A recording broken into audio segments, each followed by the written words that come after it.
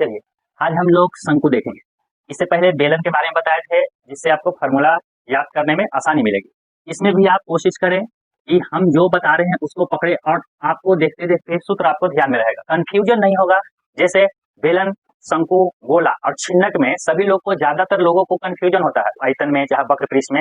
और यहाँ पर प्रोग्राम देखने के बाद आपको कंफ्यूजन काफी दूर होने वाला है। तो चलिए हम लोग आगे बढ़ते हैं। यहाँ पर हमने एक आकृति डायग्राम बनाया है और इस जगह पर आकृति है जो साफ दिख रहा है कि यही एक शंकु है। आपको बता दें ये कटिंग जो देख रहे हैं, ये कटिंग वृत्त का कटिंग है। और जब वृत्त के कटिंग को जब इस तरह से दोनों मुंह को हम चिपका देते हैं तो ये जो आकृति आप देख रहे हैं यही आपका शंकु है। मतलब ये जो कटिंग है, ये कटिंग को ऐसे करके अगर हम दोनों को मिला देते हैं तो ये जो आप देख रहे हैं यही शंकु है। इस तरह से शंकु, मतलब ये कटिंग यहाँ पर हमने डायग्राम बनाया और इसी को जब हमने ऐसे कर दिया तो ये शंकु तैयार हो गया। मतलब ये टोटल आकृति जो देख रहे हैं ये शंकु का ही वक्र पृष्ठ कहलाता है, वक्र पृष्ठ कहलाता है। ये जो आकृति आप देख रहे हैं, ये चारों तरफ जो आकृति देख रहे हैं ये शंकु का वक्र पृष्ठ कहलाता है। जबकि नीचे एक वृत्त का क्षेत्रफल लगा देने से ये दोनों मिलकर के शंकु का संपूर्ण पृष्ठ कहलाता है। फिर से एक बार ध्यान से सुने, हमने कहा कि ये जो आकृति देख रहे हैं ये शंकु का वक्र पृष्ठ है। उसके बाद अगर हम नीचे से एक वृत्त, पूरा गोल एक वृत्त लगा दे तो वृत्त और वक्र दोनों मिलकर संपूर्ण पृष्ठ कहलाएगा। तो सिर्फ इस आकृति की हम चर्चा कर रहे हैं तो ये सिर्फ आकृति जो देख रहे हैं ये सिर्फ वक्र पृष्ठ है। और पहले हम वक्र पृष्ठ का क्षेत्रफल निकालेंगे और संपूर्ण काफी आसान हो जाएगा। तो चलिए समझते हैं। मान के चलिए कि ये आकृति को हम कई टुकड़ा में तोड़ दिए, जो सब टुकड़ा एक त्रिभुज के रूप में है।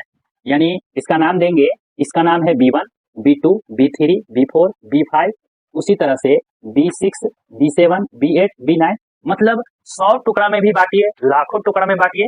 हम जानबूझ करके कम लिए हैं ताकि समझने में आसानी हो। और ये B क्या है, तो ये त्रिभुज के लिए ये आधार का काम करेगा। B2 क्या है, इस त्रिभुज के लिए आधार का काम करेगा। उसी तरह से B6 से इस त्रिभुज के लिए आधार का काम करेगा और उसी तरह से B8 इस त्रिभुज के लिए आधार का काम करेगा। और आप जानते हैं वक्र पृष्ठ का फॉर्मूला नहीं याद है, लेकिन त्रिभुज के तो सूत्र ध्यान में रहता है, 1/2 गुना आधार गुना ऊंचाई, हाफ B इंटू H, त्रिभुज का क्षेत्रफल। हम उसी का यूज करने वाले हैं। तो यहाँ से ध्यान से देखिए कि हम कह रहे हैं कि हमें शंकु का वक्र पृष्ठ चाहिए, शंकु का वक्र पृष्ठ चाहिए। ये आपका है शंकु का वक्र पृष्ठ। और शंकु के वक्र पृष्ठ निकालने के लिए हम क्या करेंगे कि त्रिभुज का क्षेत्रफल का यूज करेंगे। त्रिभुज का क्षेत्रफल, जैसे मान लीजिए कि ये त्रिभुज का क्षेत्रफल चाहिए तो हम सूत्र तो जानते हैं, 1/2 गुना आधार गुना ऊंचाई, 1/2 गुना आधार गुना ऊंचाई। फिर उसी तरह से अगला स्टेप की बात करें तो फिर से इसका भी तो फॉर्मूला वही होगा, 1/2 गुना आधार गुना ऊंचाई, 1/2 गुना आधार गुना ऊंचाई। अगला की बात करें फिर से 1/2 गुना आधार गुना ऊंचाई। इसी तरह से हम B9 तक जाएंगे। अगर हमारे पास 100 टुकड़ा रहता तो 100 तक जाते हैं, बट इतना में आपको समझ में आ जाएगा। यहाँ 1/2 देखिए ध्यान से, 1/2 सब में है तो 1/2 को हमने कॉमन किया। उसी तरह से आधार की बात करें तो देखिए आधार सब में अलग अलग है, B1, B2, B3, B4, B5, B, मतलब कि आधार जो देख रहे हैं इस सब में अलग अलग है। तो हम अभी कॉमन नहीं करते हैं, पहले लिख देते हैं एक बार। यहाँ आपके पास B1 हो जाएगा। ऊंचाई की बात करें, हाँ यहाँ पर ऊंचाई की बात करें तो ये जो आप देख रहे हैं इसको हम लोग तिरछी ऊंचाई यानी कि L कहते हैं।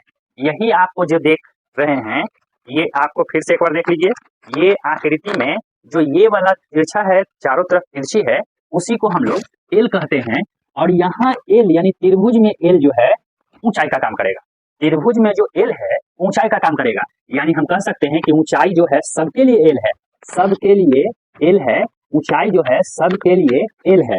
यहाँ पर हमने L दे दिया। फिर से लिखिए 1/2 आधार, नेक्स्ट वाला के B2 हो जाएगा, फिर ऊंचाई L हो जाएगा, फिर प्लस 1/2 होगा, आधार फिर से B3 हो जाएगा, तीसरा में चल जाए, ऊंचाई फिर से L प्लस डॉट डॉट, इसी तरह आगे की ओर बढ़ते रहेंगे। अब यहाँ बताइए कि 1/2 तो 1/2 सब में कॉमन होगा और L देखिए L सब में कॉमन है तो L को भी हम बाहर कर लेंगे। बच जाएगा मेरे पास B1, B2, B3, B4, B5, इसी तरह से आगे की ओर। तो मेरे पास हमने इसको कॉमन किया तो मेरे पास बचा क्या, तो बचा B1 प्लस बचा B2 प्लस बचा B3 plus dot dot dot dot dot आगे की ओर ऐसे जाते रहेंगे। यानी देखें कि सब त्रिभुज के क्षेत्रफल में 1/2 कॉमन था और एक एल कॉमन था। ये एल क्या है?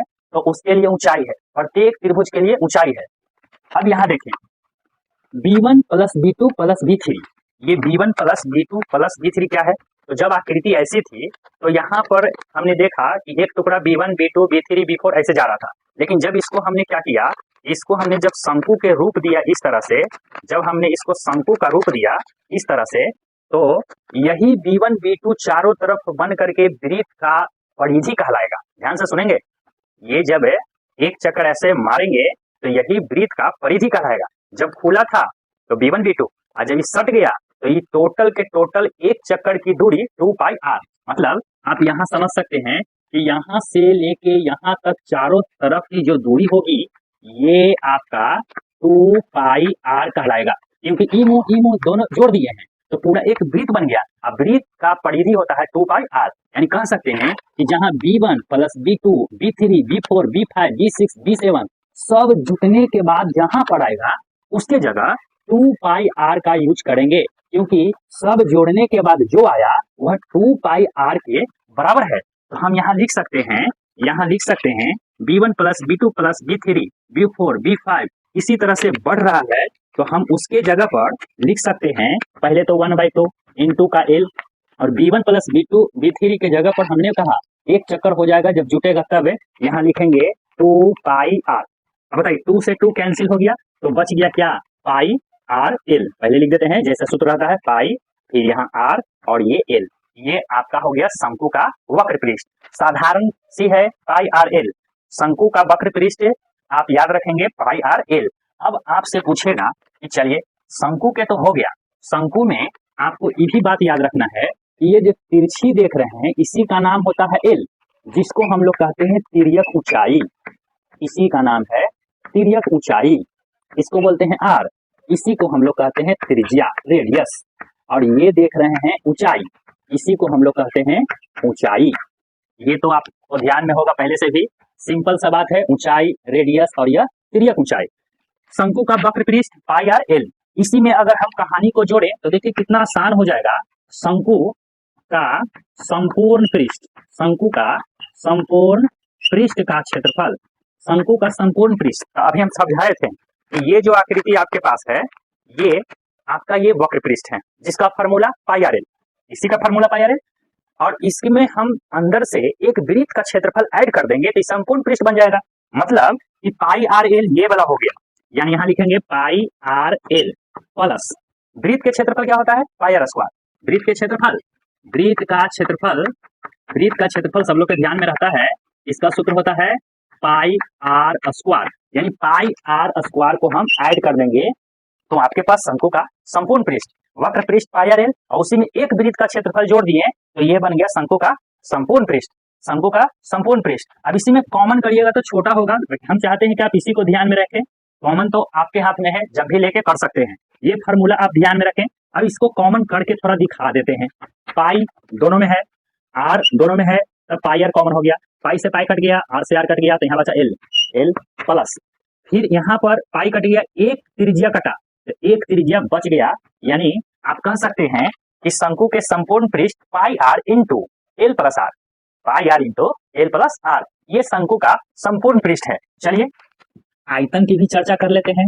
शंकु का आयतन, इससे पहले वाले वीडियो में हमने बेलन में आयतन के बारे में बताए थे।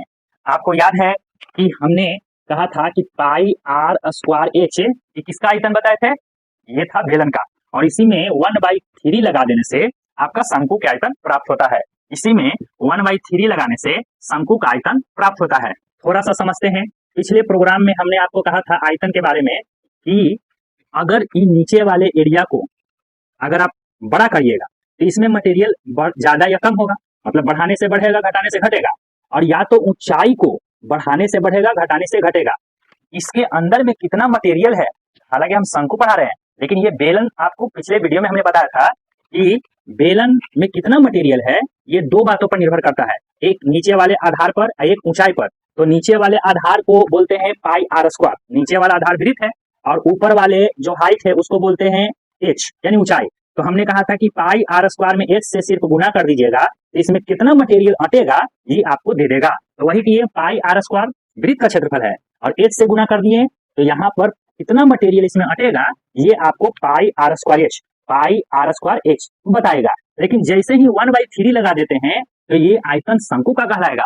मतलब पाई आर स्क्वायर एच ये बेलन का आयतन है, जबकि 1/3 पाई आर स्क्वायर एच ये शंकु का आयतन है। उम्मीद है कि दोनों बात क्लियर हो गई होगी। अब यहाँ से हम लोग बढ़े तो हमने कहा था कि शंकु आपको ध्यान में रखना है, तो छिन्नक की आकृति को भी आपको ध्यान में रखना पड़ेगा। चलिए यहाँ से थोड़ा सा हम लोग आगे बढ़ते हैं। ये 3 सूत्र है और इसी के अंतर्गत हम एक सूत्र और बताना चाहेंगे, इसी में कुछ छूट रहा है। चलिए यहाँ पर थोड़ा सा देख लेते हैं। आप कभी पढ़े होंगे पाइथागोरस त्रिक नियम, जिसमें हाइपोटेनस, परपेंडिकुलर और बेस का जो सूत्र होता है उसी के अंतर्गत हम लोग चलेंगे। ध्यान से देखिए, ये आपकी जो आकृति है, ये जो आकृति देख रहे हैं, ये हकीकत में एक समकोण त्रिभुज है। और समकोण त्रिभुज में आपको बता दें कि कर्ण आपका ये है, ये कर्ण है, मतलब तिर्यक ऊंचाई को कर्ण कहते हैं। और समकोण त्रिभुज में इसको बोलते हैं परपेंडिकुलर, और यहाँ पर शंकु के लिए हाइट के काम करेगा। और समकोण त्रिभुज में इसको बेस बोलते हैं, मतलब आधार, लेकिन शंकु के लिए यह रेडियस का काम करेगा। तो इसका भी फॉर्मूला आपको वहीं से याद होगा जहां आपने पाइथागोरस त्रिक नियम पढ़े होंगे, तो वही लेके चलते हैं। हम जानते हैं कि सबसे बड़ा जो होता है कर्ण होता है 90 डिग्री के सामने, तो हम कर्ण का मान निकालेंगे। लेकिन यहाँ कर्ण कौन है? यहाँ कर्ण आपका तिर्यक ऊंचाई है। यहाँ कर्ण जो है आपका वह तिर्यक ऊंचाई है। ध्यान से देखेंगे, यहाँ जो कर्ण है आपका तिर्यक ऊंचाई है, जिसको हमने एल से सूचित किया। और हम वहां पर क्या करते थे, हम कहते थे कि अगर आप कर्ण निकालते हैं, कर्ण है, कर्ण निकालते हैं तो ये दोनों के स्क्वायर करके जोड़ देते हैं। मतलब यहाँ पर परपेंडिकुलर और यहाँ पर बेस, ये दोनों के स्क्वायर करके जोड़ देते हैं। लेकिन हमारे पास परपेंडिकुलर की जगह हाइट है, तो लिखेंगे रूट ओवर एच के स्क्वायर, मतलब पी के स्क्वायर या एच के स्क्वायर प्लस नीचे बी का स्क्वायर, तो बी के जगह हो जाएगा आर के स्क्वायर। ये आपका तिर्यक ऊंचाई प्राप्त हो गया। पाइथागोरस ध्यान में रखिएगा, ऑटोमेटिक ही काम हो जाएगा, याद करने में भी आसानी होगा। अब चलिए रेडियस निकालते हैं। तो रेडियस यानी त्रिज्या, रेडियस यानी त्रिज्या, तो त्रिज्या को कैसे निकालेंगे? उसी तरह से सबसे बड़ा में से सबसे छोटा घटाएं। बड़ा वाला कौन था? एल, और छोटा वाला था आपका एच। यानी आप निकाल रहे हैं रेडियस, तो एल में से आप किसको घटाएंगे? एच को, यानी लिखेंगे एल के स्क्वायर माइनस एच के स्क्वायर। उसी तरह से अगला स्टेप क्या बच गया आपके पास? एक एच बराबर, एच मतलब ऊंचाई, एच मतलब ऊंचाई। फिर से आप लिखेंगे रूट ओवर, यहाँ पर एच छोटा है, फिर से बड़ा में से छोटा को इसको घटा देंगे, यानी एल के स्क्वायर माइनस आर का स्क्वायर।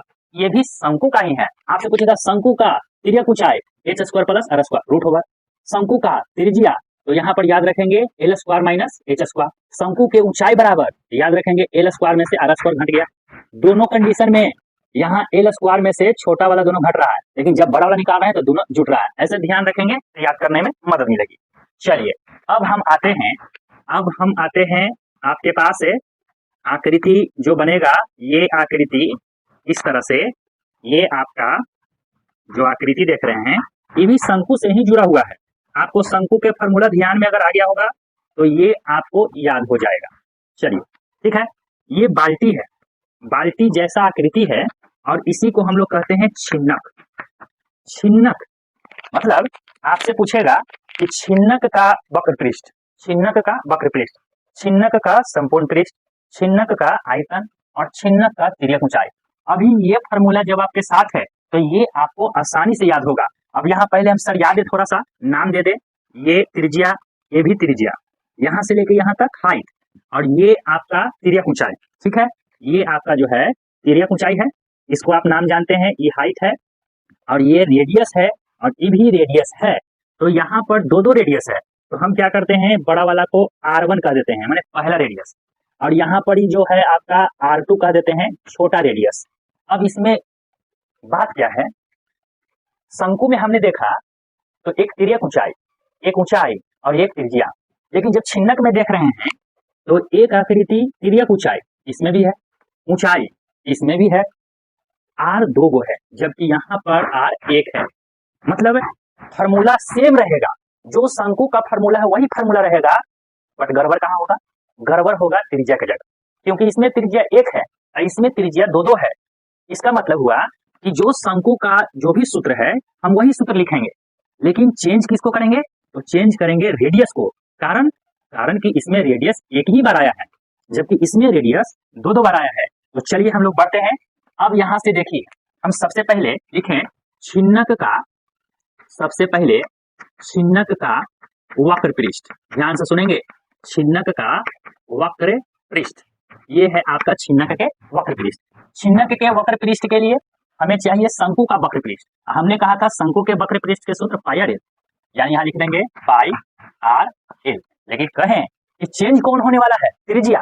कारण कि त्रिज्या इसमें 1 बार है, इसमें त्रिज्या 2 बार है। तो आपको कुछ नहीं करना है, बस इस त्रिज्या को हटाना है और दोनों त्रिज्या को ऐड कर देना है R1 प्लस R2। हो गया R1 प्लस R2। ध्यान से सुनेंगे, पाई आर एल, पाई आर एल ही है, लेकिन त्रिज्या की जगह R1 प्लस R2, कारण कि 2 है। तो आपका छिन्नक का वक्र पृष्ठ खत्म। उसी तरह से अगर आपसे कहें कि चलिए अब हम छिन्नक का संपूर्ण पृष्ठ, छिन्नक का संपूर्ण पृष्ठ की चर्चा करें, तो छिन्नक के संपूर्ण पृष्ठ क्या होगा? जैसे इसका संपूर्ण पृष्ठ था, इसके संपूर्ण पृष्ठ में क्या हुआ था कि हमने वृत्त के क्षेत्रफल को ऐड किया था। बट यहाँ बताइए वृत्त 2 है, तो दोनों वृत्त के क्षेत्रफल को ऐड कर देंगे। पहले बताइए, पहले आपके पास यहाँ पर देखें तो आपके पास हो जाएगा पाई, ठीक है, pi into R1 plus R2 into L. ये क्या है? ये वक्र पृष्ठ है, लेकिन वक्र पृष्ठ सिर्फ चारों तरफ वाला, इसको छोड़ के ऊपर वाले छोड़ के, अब ये दोनों को भी ऐड करेंगे तो ही ना संपूर्ण पृष्ठ कहलाएगा।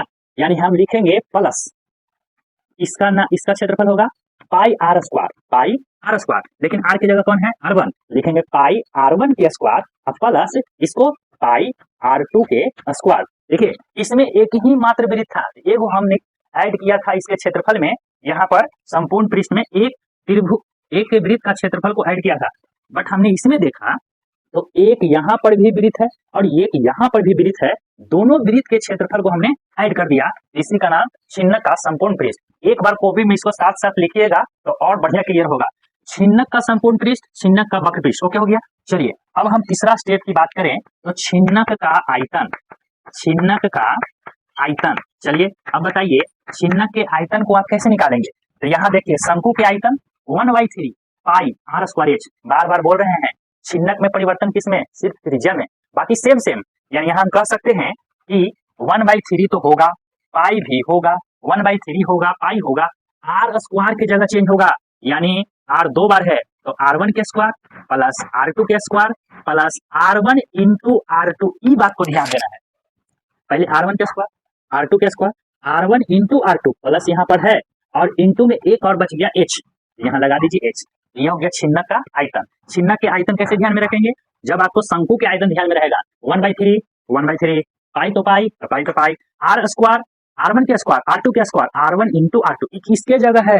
तो सिर्फ R के जगह है, सॉरी आर स्क्वायर के जगह है। देखिए आर स्क्वायर के जगह पर इतना सारा बात आया है, बाकी सेम है। ये इसीलिए बोल रहे थे ये फार्मूला अगर आपके साथ में रहे और ये भी साथ में रहे तो याद करने में काफी आसान हो जाता है। दोनों एक दूसरे से जुड़ा हुआ है। 1/3 पाई R1 के स्क्वायर, R2 के square plus R1 into R2। ये किसके जगह है? तो आर स्क्वायर के जगह है। अब बाकी जस के तस हमने H लिख दिया, सिर्फ आर स्क्वायर को बदला है, कारण कि इसमें एक ही आर था, इसमें 2 आर है। एक सूत्र और, हाँ इसके बाद हम लोग देखेंगे इसका एक चीज और बच गया, छिन्नक का तिर्यक ऊंचाई। चलिए यहां से लिख देते हैं छिन्नक का तिर्यक ऊंचाई, छिन्नक का तिर्यक ऊंचाई, जिसको हम L से सूचित करेंगे, छिन्नक का तिर्यक ऊंचाई। उसी तरह से ध्यान में रखना है। देखिए हमने कहा था कि शंकु के तिर्यक ऊंचाई में H square plus R square root में, और बार बार बोल रहे हैं कि हमेशा चेंज कौन हो रहा है? रेडियस। कारण कि रेडियस यहाँ 1 है, शंकु में रेडियस 1 है, जबकि छिन्नक में रेडियस 2 है, तो सिर्फ रेडियस बदलेगा, त्रिज्या बदलेगी। यानी वही सूत्र रूट ओवर पहले रख देंगे और रूट ओवर के बाद H स्क्वायर और प्लस हमें त्रिज्या की जगह चेंज करना है, तो त्रिज्या की जगह ये 2 त्रिज्या है, तो आपको बड़े त्रिज्या में से, ये बड़े वाले त्रिज्या में से छोटे वाले त्रिज्या को घटाना है। यानी बड़े वाले है R1 और छोटा वाला है R2, यानी R1 माइनस R2 के होल स्क्वायर, और ये आपका छिन्नक का तिर्यक ऊंचाई बराबर root over H square plus R1 minus R2 के होल स्क्वायर होगा। इस तरह से हमने शंकु और इससे जुड़े हुए छिन्नक दोनों का फार्मूला हमने देखा। आपको छिन्नक के फार्मूला याद करने में काफी प्रॉब्लम होता है। अब यहाँ शंकु के ध्यान में रखेंगे और इसी से बात को इसमें जोड़ेंगे तो आपको छिन्नक के भी सूत्र याद रहेंगे। डायरेक्ट सवाल पूछता है, सिर्फ रेडियस दे करके, पहला त्रिज्या, दूसरा त्रिज्या और तिर्यक ऊंचाई दे करके आपसे डायरेक्ट पूछा जाता है। और बड़ा प्रॉब्लम यह है कि फार्मूला ही ध्यान में नहीं रहता है। और इसको हमने आज कंप्लीट किया, ठीक है। और इसी तरह से बेलन खत्म हो गया, शंकु और छिन्नक भी हमने बता दिया। और अगला वीडियो में आपको हमने गोला के बारे में बताएंगे और ऐसे ही कहानी से जोड़ेंगे ताकि गोला का भी सब सूत्र याद रहे। ओके, तो मिलते हैं नेक्स्ट वीडियो गोला के अंतर्गत।